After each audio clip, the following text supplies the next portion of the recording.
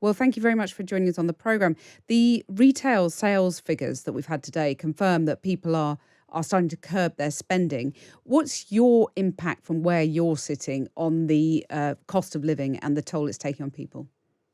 I think the reality of what's happening, we've got the news which is telling us all about the Tory leadership.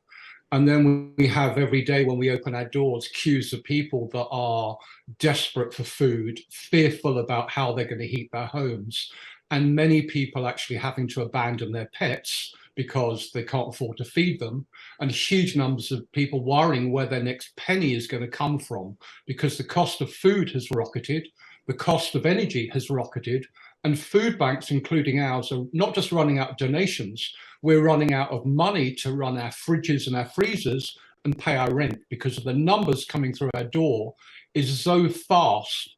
It's almost biblical in proportion. Well, give me an idea. How many people are using your food bank every day? Right. Well, when we opened our latest food bank in 2020 in October, our target was 50 families. A day? 50 families a day, yes. When we opened our figures for the end of our financial year this March, we had passed 3,000 families, 3,000. We And are is that now, 3,000 helped to date? that is, no, that's 3,000 members we have of our food bank, which is why we're having to open 7 days a week to cope with the demand, and why we've now had to get Gordon Brown, the ex-Prime Minister, to ask the rich to give us 150 of their council tax rebate to help our crowdfunding page, because our energy bills have gone through the roof from less than £700 a month to over 30,000 next year. And we need fridges to offer people healthy food, to give people ready meals for the elderly and the disabled that can't afford to put the cooker on. And we're also hit by food prices, where even a tin of beans has gone from 21p to 49p. So forget your 10, 15% inflation. Most people at basic food substances are costing us 100% more than they were just 6 months ago.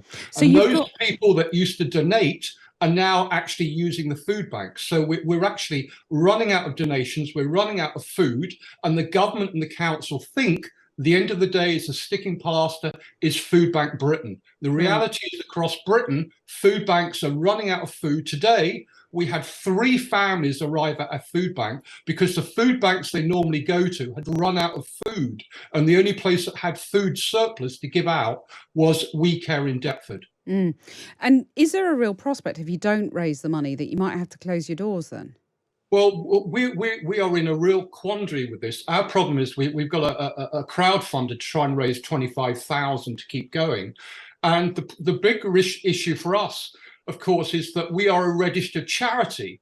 Now, if we go into next year knowing that we don't have profits because we're a charity, knowing that we don't have any reserves because we're a frontline grassroots organization, we are technically, as trustees, breaking the regulations of the Charity Commission, which says that we would be acting irresponsibly by going into next year when we're technically insolvent.